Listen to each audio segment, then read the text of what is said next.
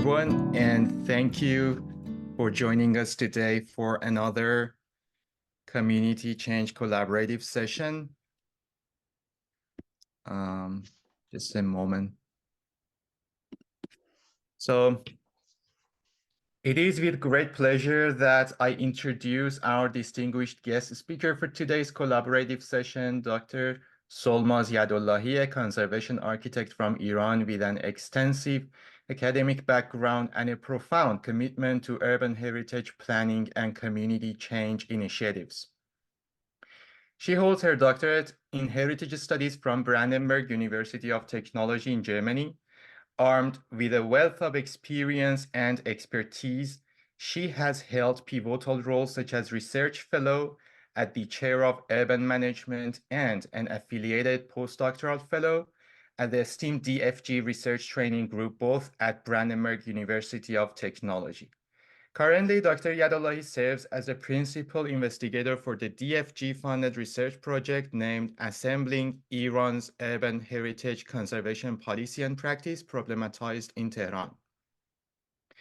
Her groundbreaking work in urban heritage conservation sheds light on the complex dynamics between formal policies and the realities of project implementation.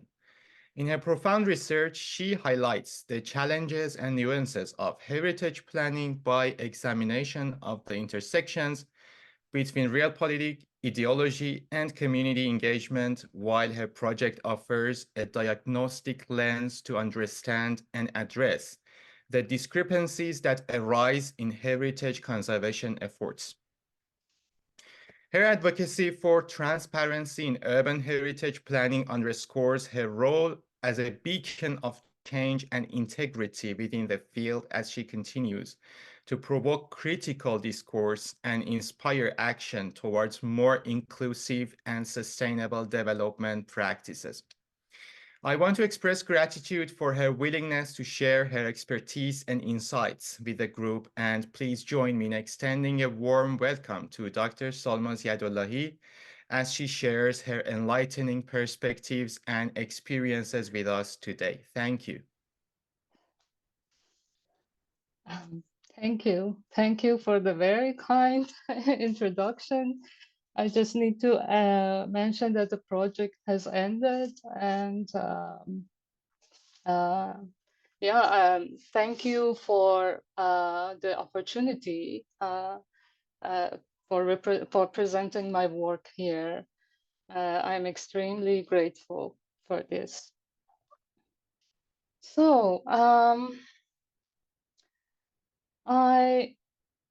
what I'm going to present today is, as Armin also mentioned, is on a project that I started in 2019, and it was funded by the German Research Foundation, and the project really gave me an extraordinary opportunity to reflect on myself as an academic and as a professional and a conservation architect who was trained in certain at certain universities and worked in certain organizations. So it gave me a really good chance to look back to those institutions that I grew up in as an academic and as a professional. And so I'm going to talk about, and in these more than 3 years, I reflected every day on urban heritage planning in Tehran and beyond, and hoped to trigger a dialogue of hope and responsibility. Following thinkers like Deleuze and Guattari and Manuel de Landa, also, I decided that in order to understand my own situation, career situation, or the structures that I was working in or I came from, in order to understand my field.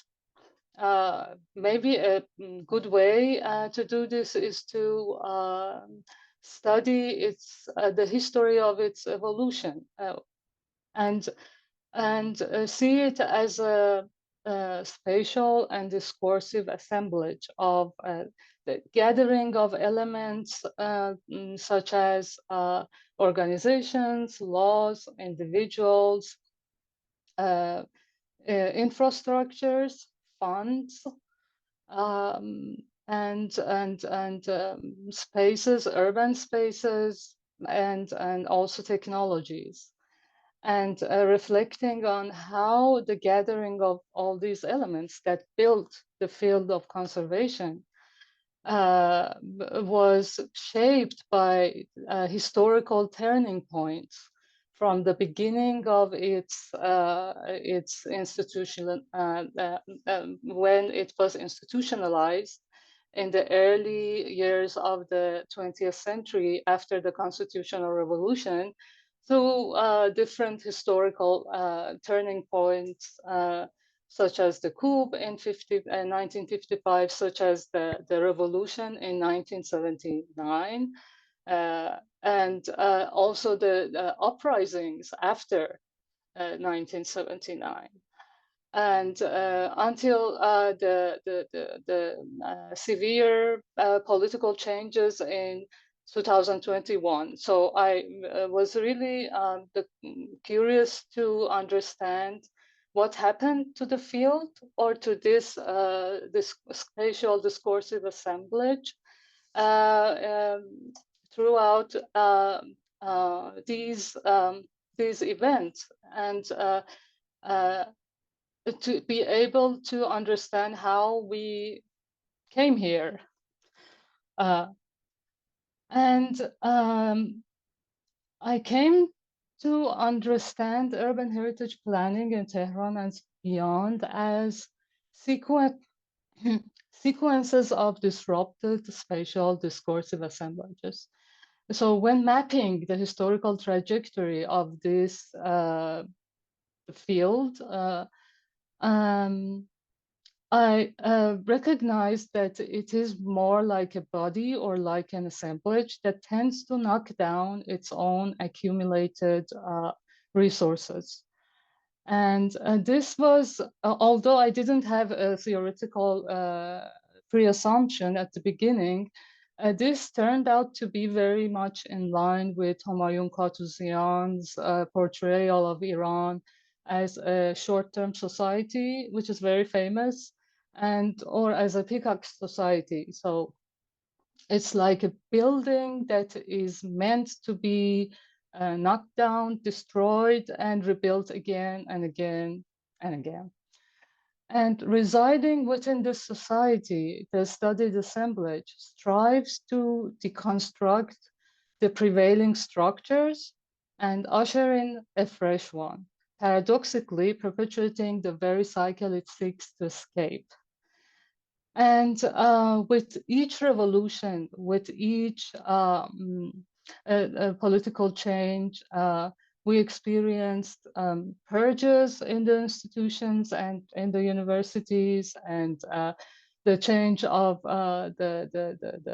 the policies or the priorities in dealing with urban spaces and in dealing with heritage.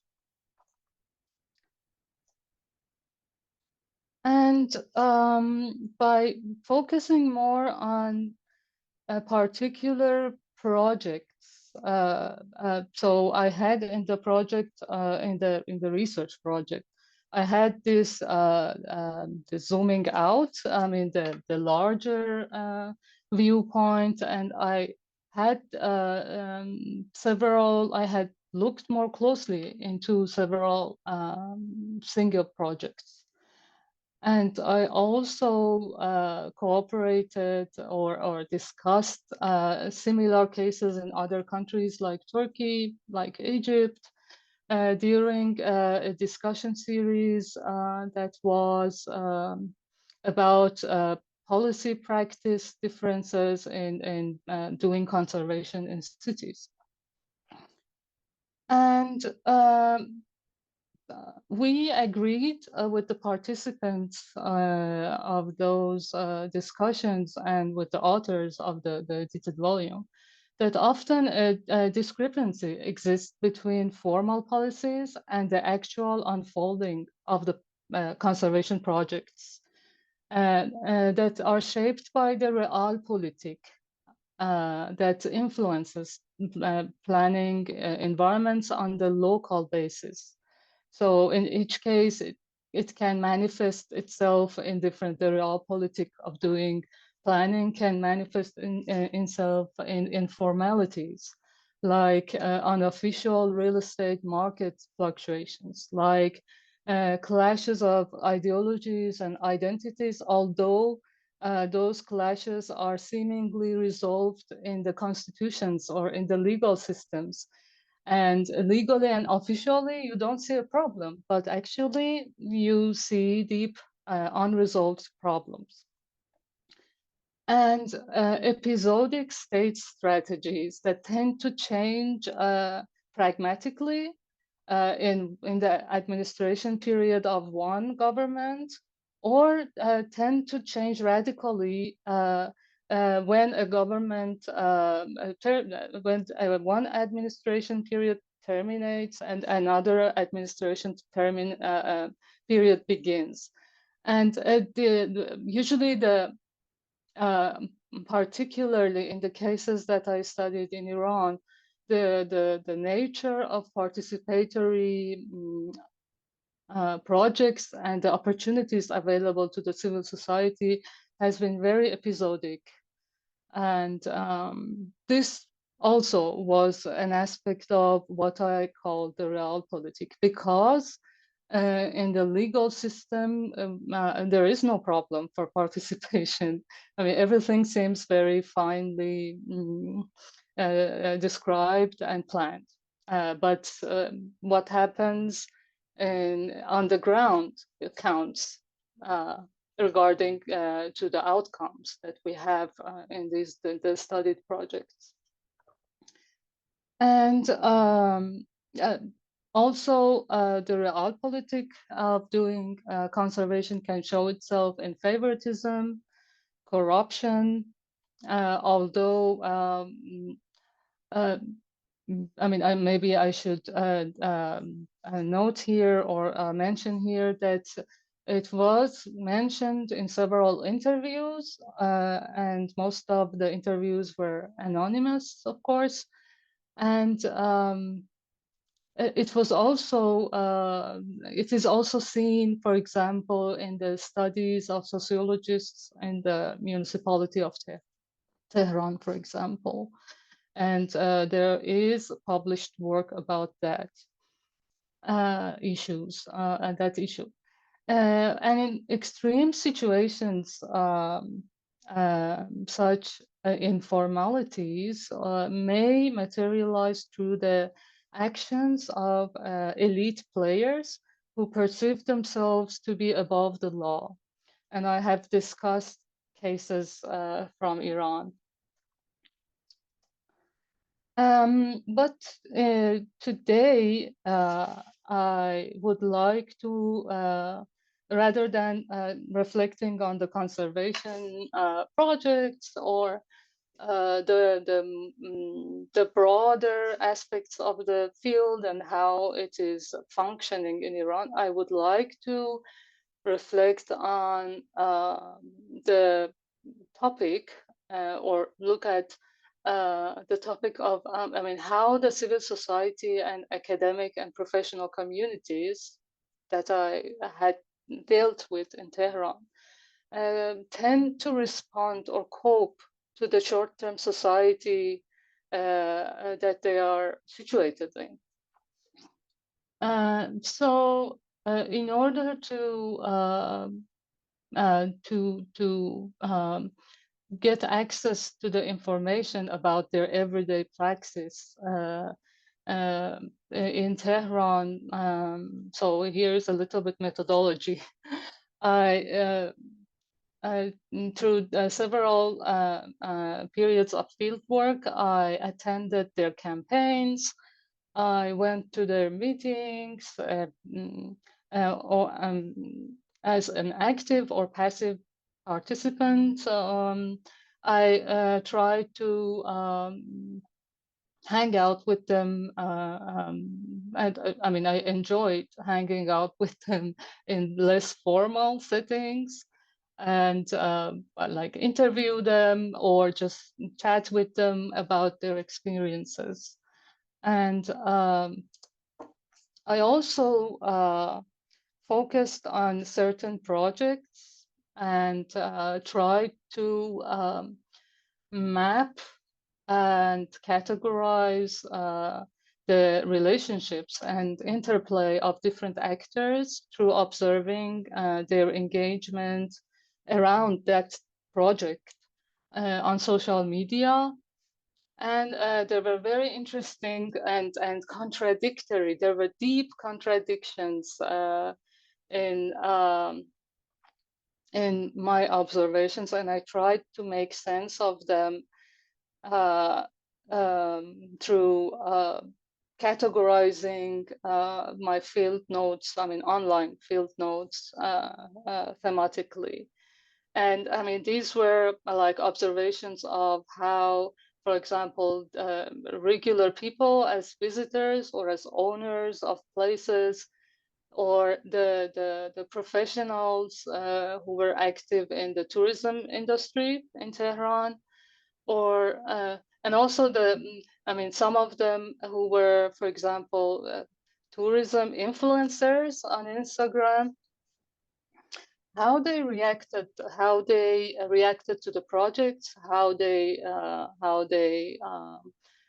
expressed their opinion about places, places that have been like restored or preserved, and the artists, how they refer to Tehran's past and the past associated with those projects, for example, in Lalezar, in Tupkhana, in different spaces that were like hot topics on the public sphere. And I also, in specific cases, try to map out the relationships of different elements that create a conservation project from the beginning. For example, this is a case in Tehran that I tried to map the different stages of socio-spatial assemblages around one house and garden in Lalezar. This is the case of what is known as my uncle Napoleon's house, Daijan Khune Daijan Napoleon. And I tried to show how do you see my cursor?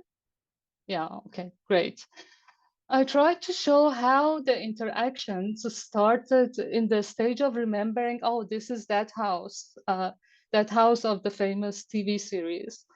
I tried to show how spontaneous and inclusive were the interactions of elements and individuals in the early phases of remembering and even listing the house, and how it turned to a more, the red shades represent the more exclusive and the more coordinated, territorialized connections. How they turned out to be, I mean, the whole assemblage of memories, the space as a real estate property, the house, and the media, the publicity around it was captured by the municipality and territorialized within its structures. and how the actors who were present in the early stages were excluded after they helped the municipality to own the property.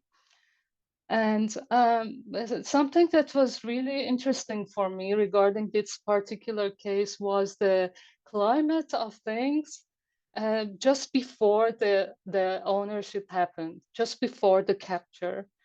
And there is a lot to learn from this, that just before the capture, we saw the signs of the episodic and more pragmatic strategic opportunities raising hand from the side of the politicians, I mean the officials, for participation, like participation promises, and using terms like as authenticity, higher heritage values, and correct approach to conservation, and how focusing on factual aspects, such as the real reuse concept, an imaginable reuse concept that is useful for the city, or and in relation to available square meter area that the project offered, and the transparency regarding the utilization of public funds for the materials and services used by the projects became obscure towards the end of the process, and how things were clear at the beginning and things became very ambiguous, starting from the just the period, just the point of time before the municipality owned or acquired the space. And this was an example, of course, I mean, for the purpose of our session here, to understand how civil society tend to respond to such environments. So I decided to just give you some examples of the tendencies that so I observed as repeated solutions or repeated responses by different individuals from the civil society and from the academic and professional community in Tehran. One response was migration. It is interesting to know that out of my 37 interviewees, 29 people were under 40. And out of these 29 people, 18 people migrated already from Iran or were planning to migrate. And this is only the interviews, not the professionals that I worked with in Tehran. Another response tends to be transitioning. I mean, those who say prefer to transition from governmental organizations to pursuing careers in the private sectors. It was very interesting to see that my former classmates, how they have new businesses like cafes that have this heritage vibe. And I mean, it was statistically, it was interesting to see that many of my bachelor, for example, classmates now own the vintage cafes and restaurants in Tehran and are tour leaders, because interviewing them, because they were not able to work for a long time in the heritage, I mean, governmental organizations. Another response was for those who chose to stay at the municipality or heritage organization institutions was pursuing short-term endeavors, which is very dangerous for urban planning or urban heritage planning projects because they are long-term projects. But when I discussed with them why you prefer to invest in shorter-term projects, they kind of mentioned, I mean, several of them, that usually you don't want your successor to get credit for your efforts, for what you did. And it is also true about higher officials, some of them, I mean, not all of them, but usually because after a government change, a new faction who can't be in opposition or not in good terms with the current administration, they come to power and they occupy the seats of the city council, not that often the universities. The universities are more stable, but governmental organizations are not that stable. So individuals tend to prefer to think shorter. And that is a negative influence on urban projects. And those who, there were examples who thought in a long-term projects, but their projects were cut. The next administration did not continue their projects, and that was another problem. Another coping mechanism of being situated in this disruptive socio-spatial assemblage is pursuing, that I often observed, was pursuing technocratic solutions for those who I mean, the brilliant sociologist Mohammad Fazeli calls them bureaucrat academics. So they are professors, university professors, who also can be a mayor, who can be a minister or work as a deputy minister. And Fazeli, the sociologist, he calls also himself a bureaucrat academic. And it is very interesting. I mean, his point of view, and I borrowed his point of view to reflect on some of the bureaucrat academics that are in my field, active and very influential. And they use their academic possibilities for their bureaucratic purposes and vice versa.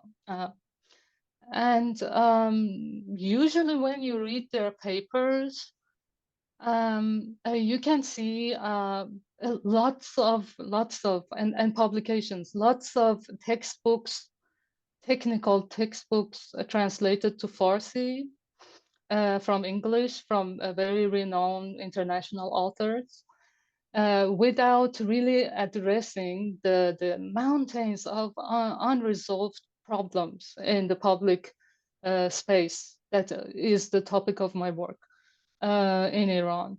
And for example,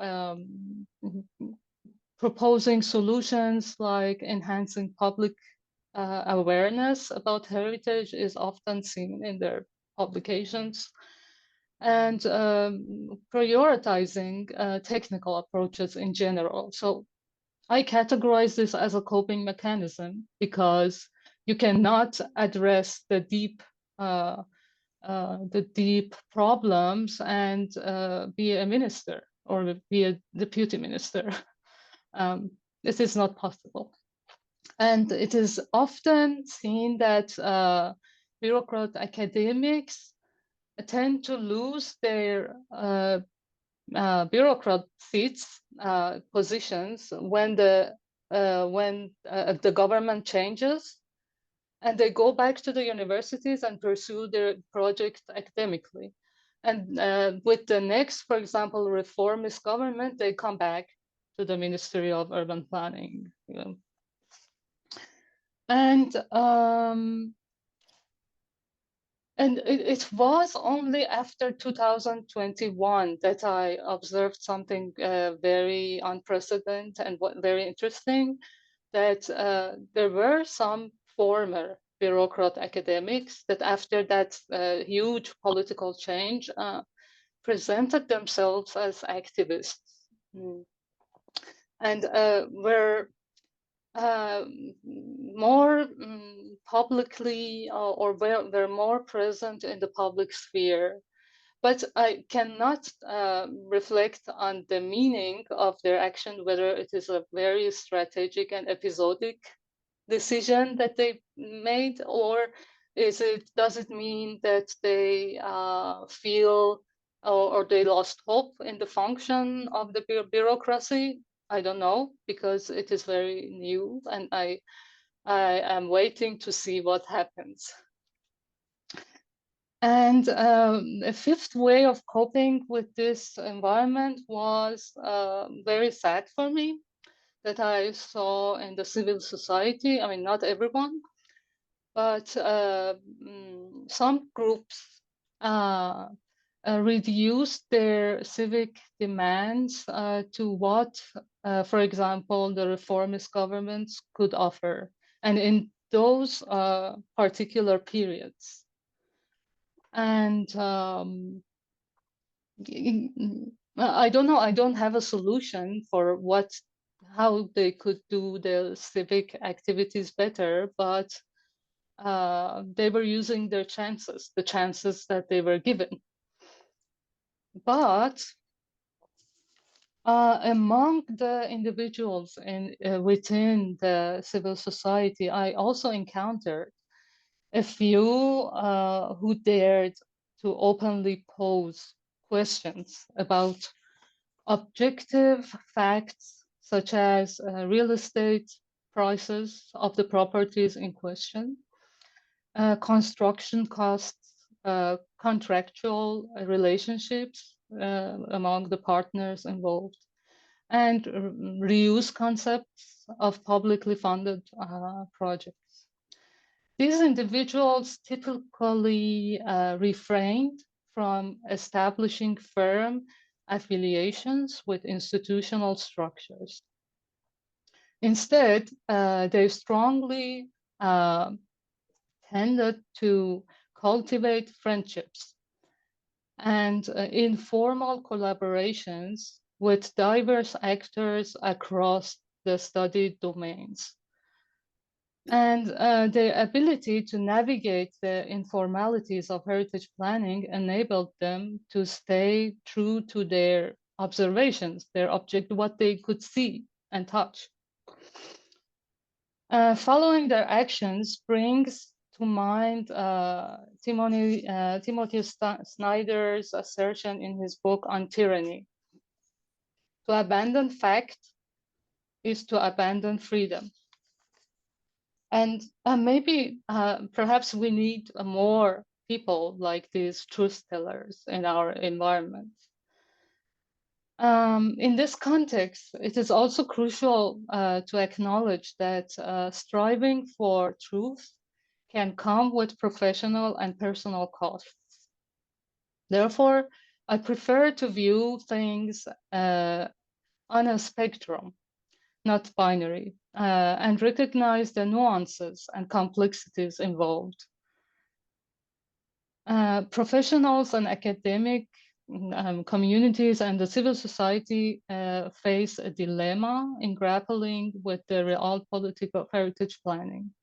Although they lack power to reshape the fundamental functions of the state, the economy, and the society, they know that they cannot afford to lose hope. So I hope learning from them and coming back to talk with them, they find this suggestion useful, that individuals in any of the mentioned roles and environments can benefit from understanding the repeated historical tendencies of the assemblage they are part of and they are situated in. And in their everyday practice, this knowledge can help them to recognize, for instance, early signs of capture and take proactive steps, of course, tailored to their specific circumstances. Before a planning assemblage, a project becomes irreversibly exclusive. And I hope I can continue my discussion with them. Thank you. Thank you, Dr. Yadollahi. Thank you, everyone. I think some of our audience might have some questions for you. So, Sure. question for you. I can see Aziz has. Yeah, thank you for the presentation. It was great. I have a comments and question together.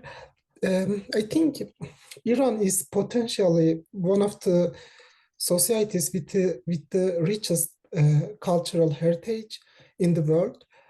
The academy will play a major role in turning this potential into reality. By the way, I am Aziz. I am a PhD student in philosophy, and I am researching Deleuze and Foucault's thoughts on institutions, and integrating Deleuze's concept of body without organs into cultural heritage studies is a brilliant idea, but I believe this concept has a psychoanalytical meaning beyond this context, worthy of discussion. In the individual's subconscious, it defines a prolonged protest against the fundamental attitudes towards societal, political, religious, etc., laws and powers which bend things. Gilles Deleuze argues that creation passes through resistance. Yeah, and Michel Foucault suggests that this century will become known as Deleuzian. Gilles Deleuze regarded this suggestion as a joke. He responded to this suggestion meant to make people who like us laugh and make everyone else angry. What do you think of this suggestion, Michel Foucault's?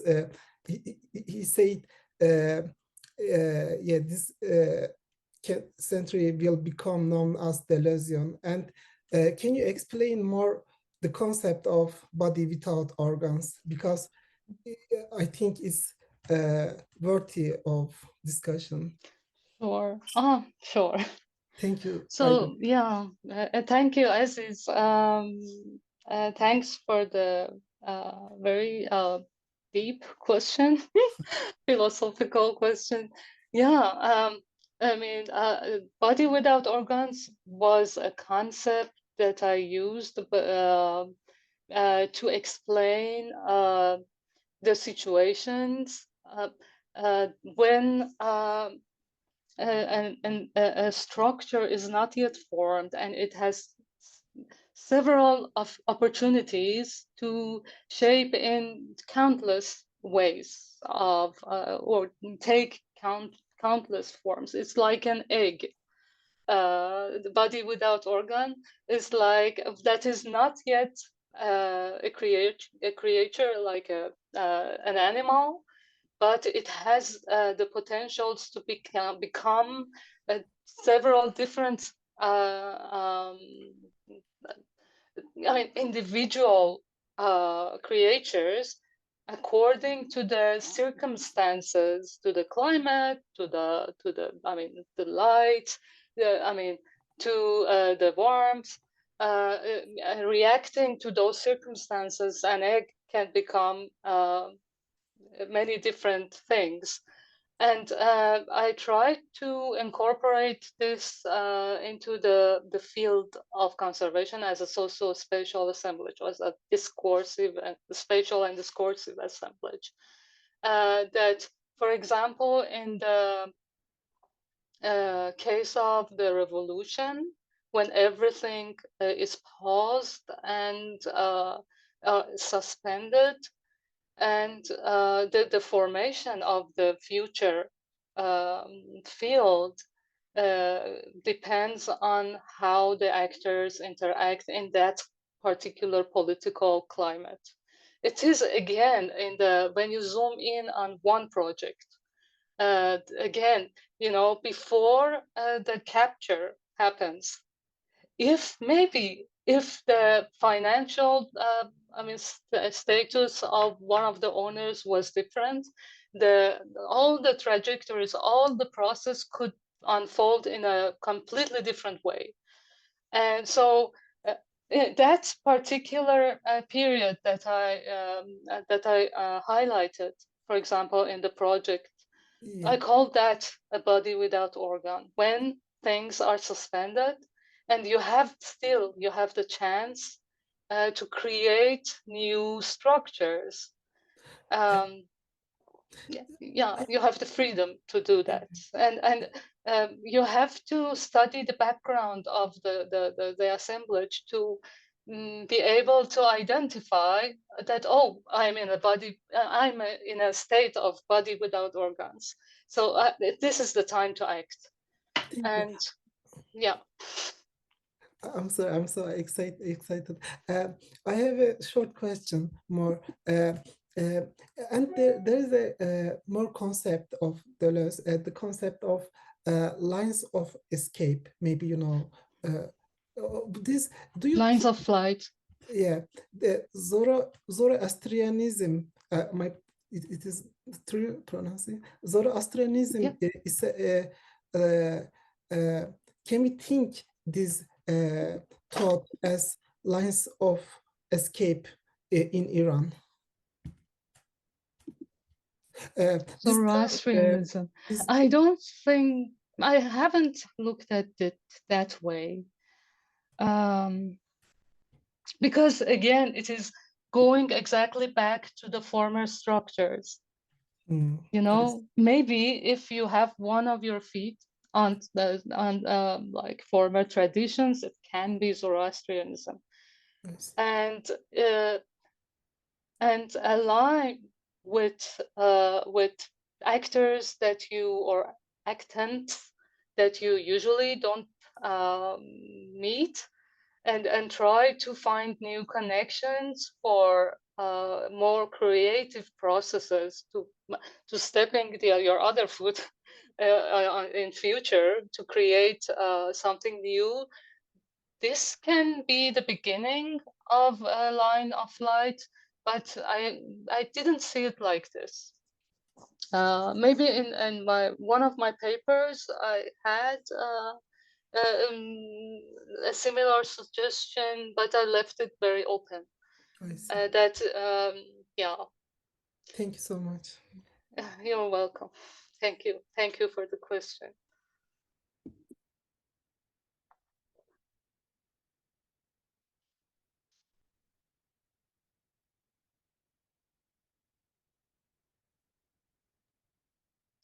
And until we have new questions regarding the laws and the civil society, I was very touched with his concept on desire, and I used it in my work, or I tried to use it because if you don't know your own desire, what you are aiming for, what moves you, someone else will decide for you what your desire is, and you will find yourself being territorialized in the establishments, and so it is easier to capture you and your potentials if you have not worked on understanding what is it that you want, and I try to use this for the civil society to understand how they can cope with the system and how they are coping with the system, some of them that I talked about in the final slide.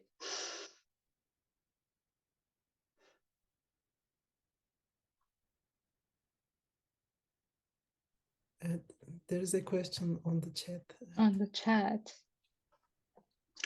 Hi, how can urban heritage planning initiatives be integrated with urban planning solutions to mitigate the heritage challenges Tehran has? Nima Tabassoli. Oh, hi Nima.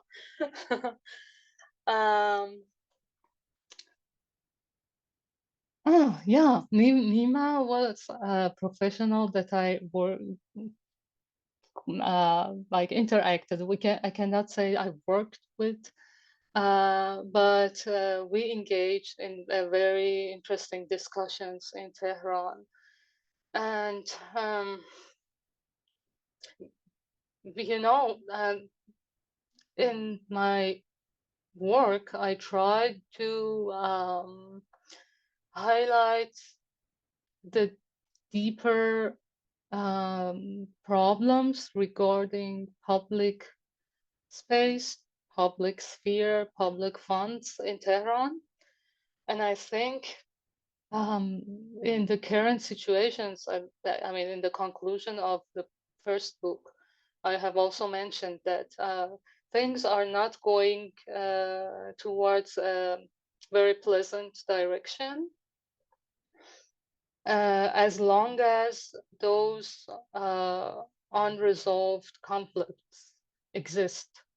And no one can have the answer to your question. I don't think the Minister of Urban Planning or the Minister of Heritage can answer this question, or academics like me who have studied these institutions.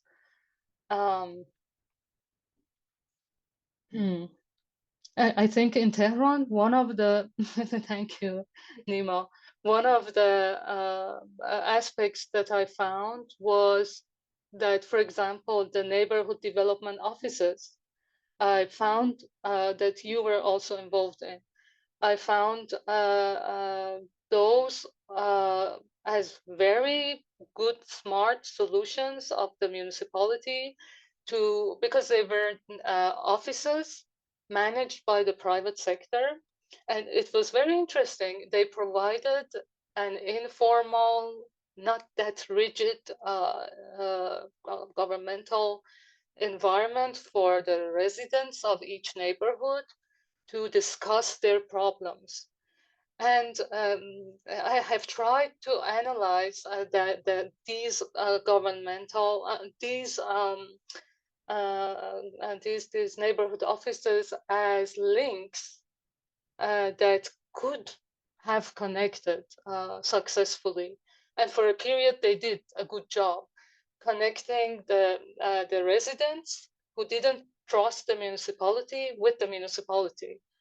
But after the political changes, they were terminated. I mean, none of these young, committed, really devoted professionals who worked in these neighborhood offices could continue their contracts. So no one has the solution for such problems. And I think that, I mean,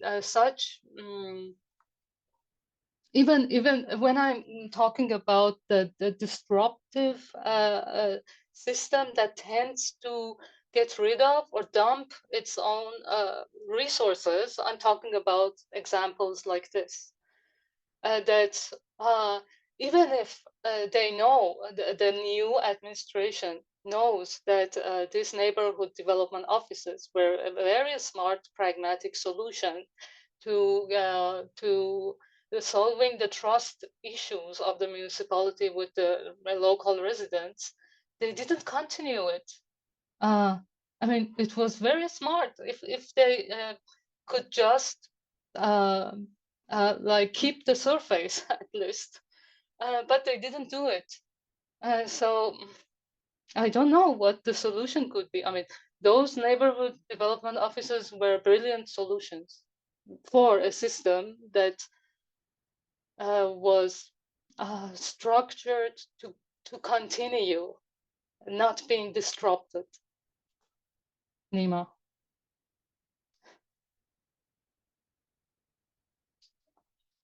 Nima, right? Oh. Nima says, fantastic. Yes, I mainly wanted to know your idea regarding mutual models, techniques, or innovations these two disciplines could potentially have to help solve basic heritage issues in Tehran. Your answer is sufficient for my question. Thanks. Thanks. Thank you, Nima. Thanks.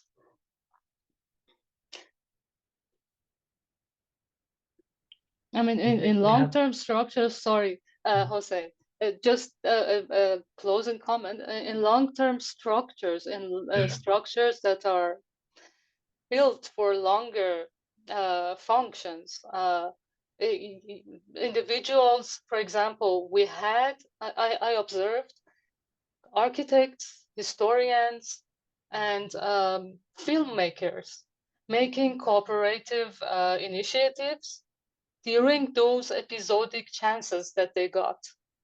But those friendships, maybe the friendships lasted, I don't know.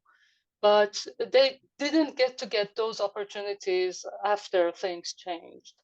And maybe if they have the chance to freely find each other, find how to cooperate with each other, if you give them a chance, maybe they can find solutions for the heritage and the urban planning to be able to work together. But the system doesn't allow that prolonged interaction. Sorry, Hossein. Okay. First of all, I would like to thank you for your amazing presentation. I think after 3 years, we met each other again online. And I have just one question that you mentioned regarding some bureaucratic former academic. I think that just they come to some, for example, some political position, and then they back to the academic member. I would like to ask that how was they already contribution? Their contribution in the academic was already better, or when they were in a political position? I mean, from the point of the urban planning. What do you mean by better? It means that if, for example, in the academic atmosphere, they have some theories, some knowledge, and when they back to the political, for example, authorities, how was the contribution? I mean, I don't want to sound very judgmental, but No, I mean from the point of your study, I mean. Yeah, you know, for instance, I really focused on the literature produced by bureaucrat academics regarding values-based conservation. Yes. And I really traced, and also in terms of urban planning, the communicative approach towards these concepts like the right to the city was used by the minister in his academic literature. Yes. So I leave it to you yes. to judge how functional these concepts have been in the domain of heritage projects or in urban planning projects managed by these academic bureaucrat academics. It happened, for example, the mayor of Tehran had extensive literature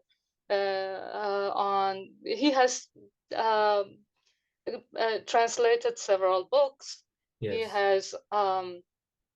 He has worked on values, and he has translated the book by Brandy. Yes. And yes.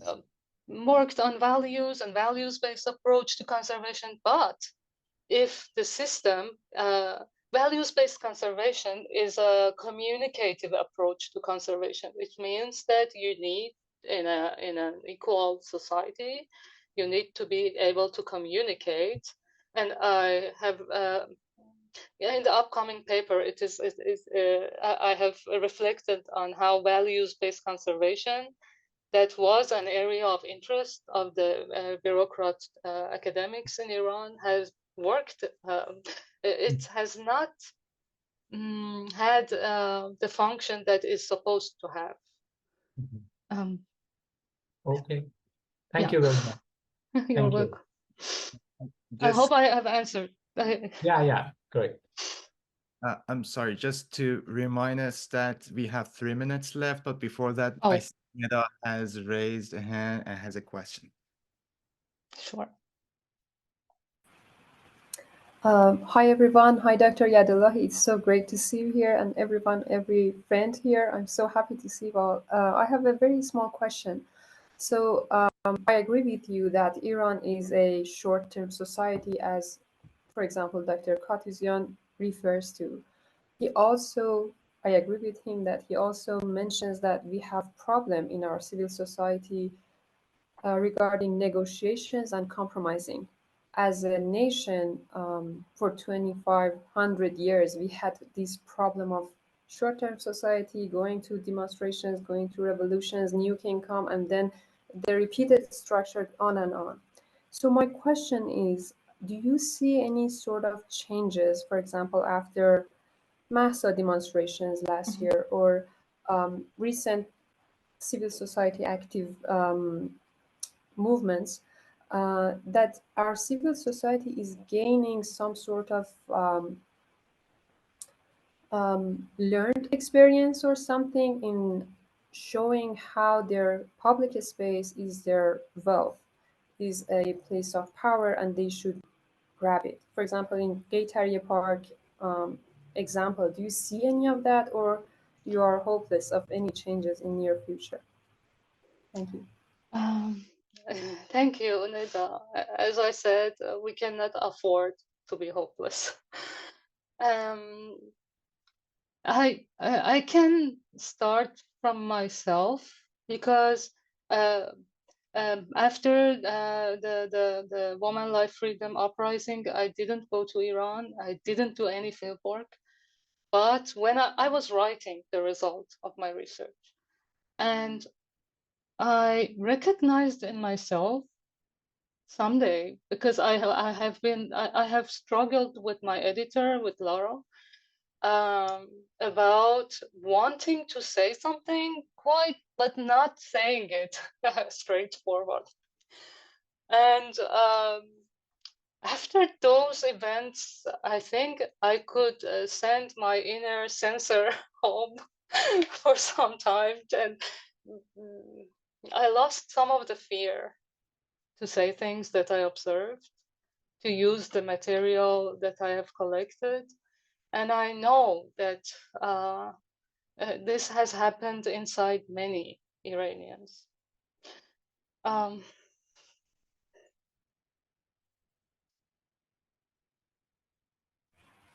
Thank you. It's so beautiful to hear that. Thank you.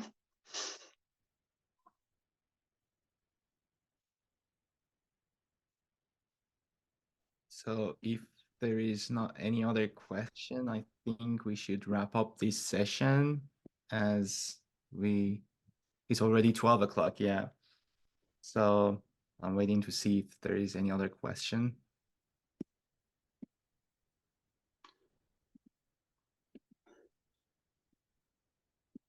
Seems there is not. Okay, thank you very much.